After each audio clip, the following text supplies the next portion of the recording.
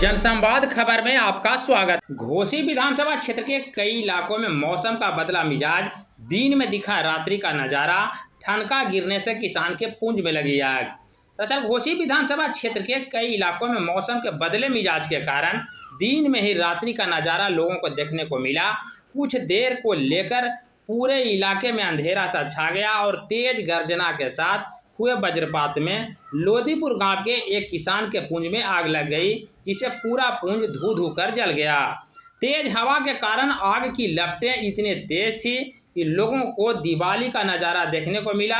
हालांकि ग्रामीणों के द्वारा काफ़ी प्रयास किया गया कि वे आग पर काबू पाएं, लेकिन वे लोग असफल रहे।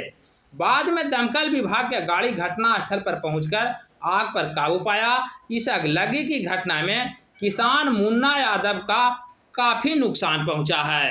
दरअसल हल्की बूंदाबांदी के बाद एकाएक तेज गर्जना के साथ हुए वज्रपात में किसान के धान के पूंज में आग लग गई, जिसके बाद फिर क्या था मानो पूरा आग के शोलों में पूंज तब्दील हो गया। इस रिपोर्ट में आप देख सकते हैं किस प्रकार किसान के पूंज में आग लगी है और लोगों के द्वारा प्रयास किया जा रहा है आग बुझाने को लेकर, लेकिन आग की लपटें इतनी तेज है कि पूंज के नज़दीक लोग नहीं जा पा रहे हैं।